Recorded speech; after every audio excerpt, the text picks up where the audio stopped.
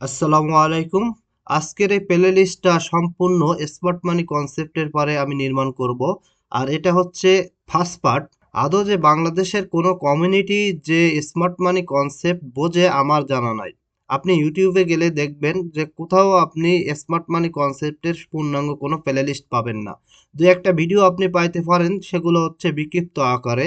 কিন্তু আমি আজকের এই প্লে লিস্টে আপনাদের জন্য একটা সম্পূর্ণ পূর্ণাঙ্গ কোর্স হিসাবে আমি আপনাদের প্লে লিস্ট তৈরি করে দেব। আর এই কোর্সটা করার পরে আপনাদের পুরোপুরি চার্ট দেখার স্টাইল চেঞ্জ হয়ে যাবে। আর স্মার্ট মানি কনসেপ্ট প্রত্যেকটা টাইম ফ্রেমের জন্য অ্যাপ্লিকেবল। সর্বোচ্চ টাইম ফ্রেম থেকে শুরু করে সর্বনিম্ন যে 1 মিনিটের টাইম ফ্রেম, প্রত্যেকটা জায়গায় আপনি এটা অ্যাপ্লাই করতে পারবেন। এবং আমি প্রত্যেক উইকে একটা করে ভিডিও দিয়ে এই প্লে লিস্টটা আপনাদের জন্য একবার কমপ্লিট করে দিব। সো এই প্লে লিস্টটা একেবারে সম্পূর্ণ আপনাদের জন্য ফ্রি।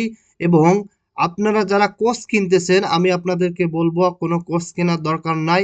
আপনি যে টাকাটা দিয়ে কোর্স কিনেন, এই টাকাটা আপনি আগে শিখেন, শেখার সেই টাকাটা মার্কেটে এসে আপনি লস করেন, এক্সপিরিয়েন্স বাড়ান। মূলত স্মার্ট মানি কনসেপ্ট হচ্ছে প্রাইসের অ্যাকশনের উপর ডিপেন্ড করেই কাজ করে। প্রাইস কি বলতে চায়, এই প্রাইসের মুভমেন্ট এই অ্যাকশনের উপর ডিপেন্ড করেই মূলত স্মার্ট মানি কনসেপ্ট কাজ করে।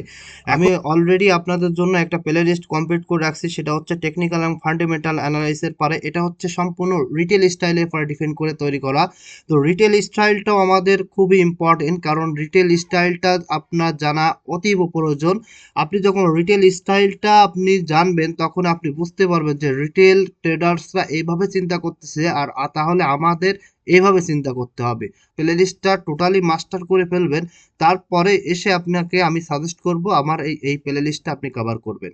এখন বিষয় হচ্ছে রিটেল স্টাইল এবং স্মার্ট মানি কনসেপ্ট ট্রেডার্সের মধ্যে পার্থক্য কি। ফর এক্সাম্পল, আমরা বিটিসির কারেন্ট প্রাইসে চলে গেলাম। এখন কারেন্ট প্রাইস চলে বিটিসি 95K। যখন বিটিসি এভাবে রেঞ্জ করে, তখন আমরা রিটেল স্টাইলে কি করি, সাপোর্ট এবং রেজিস্ট্যান্স অঙ্কন করি। তো আমরা সাপোর্ট এবং রেজিস্ট্যান্স কিভাবে অঙ্কন করি, আমরা এভাবে আমরা এই যে উইক আছে না, এই উইক থেকে শুরু করে এই বডি পর্যন্ত পুরোটাই আমরা কি করি, একটা রেজিস্ট্যান্স অঙ্কন করি। দেন আমরা দেখি কি, আমরা রিটেল স্টাইলে বলি যে মার্কেট এখন ব্রেকআউট হয়ে গেছে। কারণ কি, এখানে 1 টাচ 2 টাচ 3 টাচ করলো। দেন আমরা এখানে কি করি, মার্কেট যেহেতু ব্রেকআউট হয়ে গেছে, তো এখানে আমরা এন্ট্রি নিয়ে বসে থাকি। দেন আমরা এখানে এন্ট্রি নেয় এবং আমাদের এসএল থাকে কোথায়, এসএল থাকে এখানে, এবং আমাদের টিপি থাকে এরকম উপরে উপরে, আমরা এখানে টিপি দিয়ে থাকি। অর্থাৎ 10% বা 20% আমরা টিপি দিয়ে থাকি।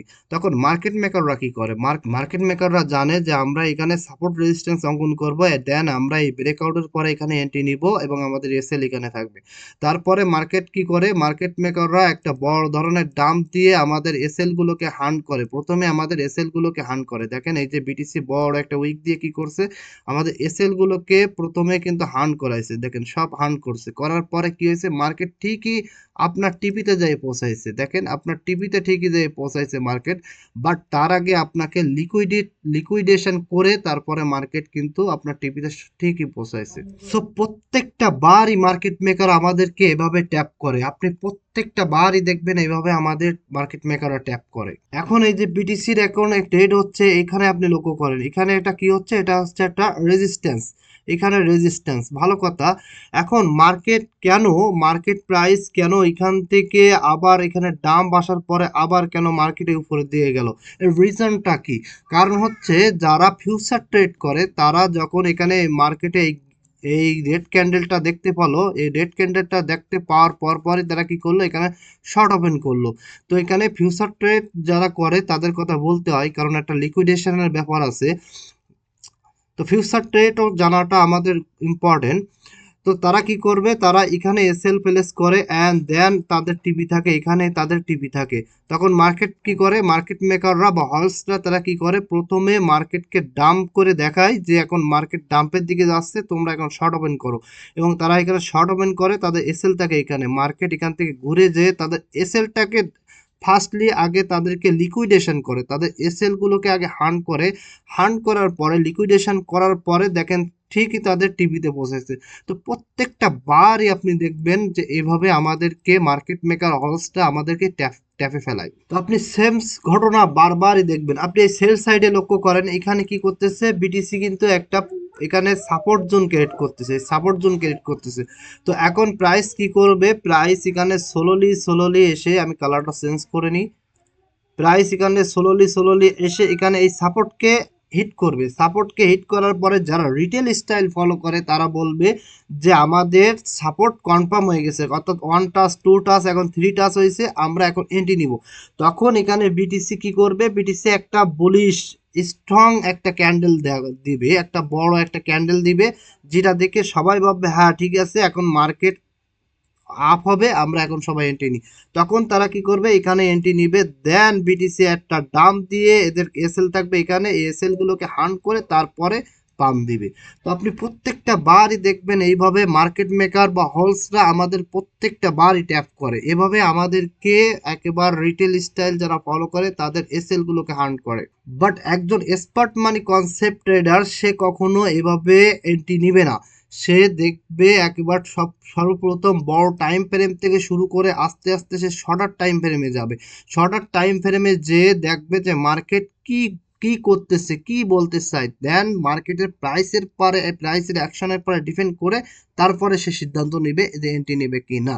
আপনি এই কোর্সটা কমপ্লিট করার পরে টোটালি আপনার মাইন্ডসেট চেঞ্জ হয়ে যাবে। আপনি দেখবেন যে আপনি আগে যেভাবে আপনার চার্টকে আপনি অ্যানালাইজ করতেন, এখন আপনার পুরো চার্টটা দেখার ধরনই আপনার চেঞ্জ হয়ে যাবে। একজন স্মার্ট মানি ট্রেডার সে এভাবে কখনো এন্ট্রি নিবে না। সে সর্বপ্রথম বড় টাইম ফ্রেমে আসবে, আসার পরে সে দেখবে যে কোথায় লিকুইডিটি আছে, লিকুইডিটি জোনগুলোকে আগে সে মার্ক করবে, দেন সে পরিকল্পনা করবে। যেমন ফর এক্সাম্পল সে দেখবে যে এখানে উইকলি ক্যান্ডেল আছে, এই উইকলি ক্যান্ডেলের কি হাই এবং লোতে কি থাকে, লিকুইডিটি থাকে, দেন সে এগুলোকে আগে মার্ক করবে। এরপরে কি করবে, সে সিদ্ধান্ত নিবে যে আসলে মার্কেট কি বলতে চায়, প্রাইসের পরে ডিপেন্ড করে, মার্কেটের প্রাইসের পরে ডিপেন্ড করেই কিন্তু সে ট্রেড নেবে। সে একটা কয়েন যখন এভাবে পড়তে থাকবে সে এই ডাম্পের মধ্যে এন্ট্রি নেবে না, অথবা সে একটা কয়েন এভাবে পাম্প দিচ্ছে এই পাম্পের মধ্যে সে এন্ট্রি নেবে না। সে প্রাইসের অ্যাকশন দেখবে, প্রাইসের অ্যাকশনের পরে ডিপেন্ড করে দেন তারপরে সে এন্ট্রি নিবে। একজন স্মার্ট মানি কনসেপ্ট ট্রেডার সে আগে ইমব্যালেন্স গুলোকে শনাক্ত করবে, অর্ডার ব্লককে শনাক্ত করবে, অর্থাৎ কোথায় কোথায় হোলসরা তাদের বাই এবং সেলস অর্ডার প্লেস করতেছে সেটা সে আগে মার্ক করবে। আপনি যদি চার্টটাকে সঠিকভাবে অ্যানালাইজ করতে পারেন তাহলে আপনি সব কিছু বুঝে যাবেন। আপনি দেখবেন যে মার্কেট সবসময় তার ইমব্যালেন্সকে ফিল আপ করে চলে।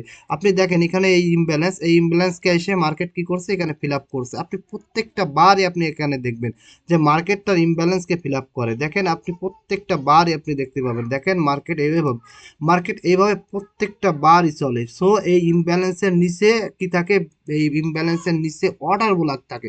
তো একজন স্মার্ট মানি কনসেপ্ট সে যে ফলো করে এই ট্রেডার, সে সর্বপ্রথম কি করবে, সে খুঁজে খুঁজে অর্ডার ব্লকগুলোকে আগে শনাক্ত করবে। অর্ডার ব্লককে যে সে বুঝবে যে এখানে আসলে কি হচ্ছে, এই অর্ডার ব্লকে হোল্ডসটা কি করতেছে, বাই বাই অর্ডার প্লেস করছে, এখানে সেল অর্ডার প্লেস করছে। দেন সে এগুলো বিবেচনা করার পরে প্রাইসের অ্যাকশনের পরে ডিপেন্ড করে সে এন্ট্রি নিবে। আপনি মার্কেটে হাজার হাজার এক্সাম্পল পাবেন, আপনি দেখবেন বারবার এটা মার্কেটে ঘটে। আপনি দেখবেন যে এটা এইভাবে আমাদেরকে প্রত্যেকটা বারই আমাদেরকে হোলসরা তারা কি করে, আমাদেরকে ম্যানিপুলেট করে আমাদের দিয়েই তারা কিন্তু বেনিফিট হয়। আপনি প্রত্যেকটা টাইম ফ্রেমে আপনি এটা দেখতে পাবেন, প্রত্যেকটা টাইম ফ্রেমে আপনি পাবেন। আমি এখন 1 আওয়ার্সের টাইম ফ্রেমে আসলাম। এখন আপনি কি দেখতেছেন, আপনি দেখতেছেন যে এই উইক থেকে শুরু করে এখানে আমাদের কি হয়েছে, একটা রেজিস্ট্যান্স ক্রিয়েট হয়েছে, বাট প্রাইস কেন এখানে উপরে গেল? প্রশ্ন হচ্ছে প্রাইস এখান থেকে ডাম্পের পর আবার কেন প্রাইসকে আপ করানো হলো? কারণ কি, এখানে যারা শর্ট ফিউচার ট্রেড করে তারা এখানে শর্ট পজিশন ওপেন করছে এবং তাদের এসএল ছিল এখানে। তো মার্কেট কি করলো, মার্কেট ঘুরে ফিরে যে তাদের এসএল কে এখানে হান্ট করলো, যখন এদেরকে এসএল গুলোকে হান্ট করা হয়ে গেল, তো উপরে তো আর কোনো কিছু নাই, লিকুইডিটি নাই, তখন মার্কেট কি করলো, ডাম্প দিল। এখন ডাম্পের পরে আবার কেন মার্কেটকে এখানে আপ করানো হলো, কারণ এখানে যখন এই ডাম্প দেখলো, যখন এই ডাম্পটা দেখলো তখন অনেকে এখানে আবার এসে কি করলো, শর্ট ওপেন করলো, দেন তাদের এসএল থাকলো, এই পজিশনে তাদের এসএল দিল। ওকে, এখানে শর্ট ওপেন করলো এবং এই পজিশন তাদের এসএল থাকলো। মার্কেট ঘুরে ফিরে যে আবার তাদের এসএল গুলোকে যখন হান্ট করতে পারলো তারপরেই কিন্তু মার্কেটটা ডাম্প করালো।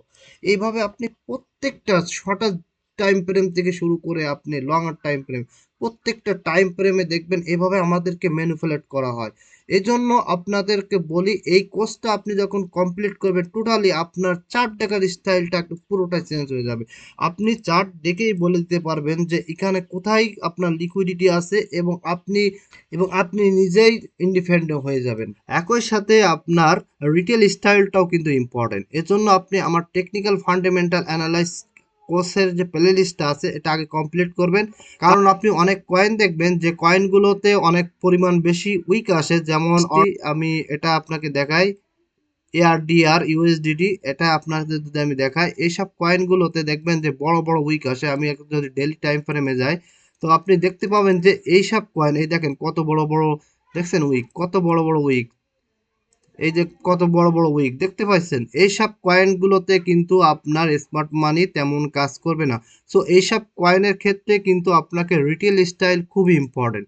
সো আপনারা আপনারা সর্বপ্রথম আমার যে টেকনিক্যাল এবং ফান্ডামেন্টাল অ্যানালাইসিসের উপরে যে রিটেল স্টাইলের যে কোর্সটা দেওয়া আছে এটাকে আগে আপনারা কমপ্লিট করবেন, মাস্টার করে তারপরে দেন আপনি স্মার্ট মানি কনসেপ্টটা আপনি ফলো করবেন।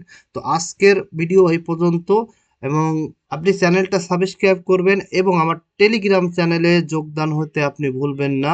কারণ টেলিগ্রামে আমি সর্বদা আপনাদেরকে হেল্প এবং লাইভ সিজনের মাধ্যমে আমি আপনাদেরকে কোর্স করাবো। সো সবাই টেলিগ্রামে জয়েন হবেন। তো ভালো থাকবেন। আল্লাহ হাফেজ।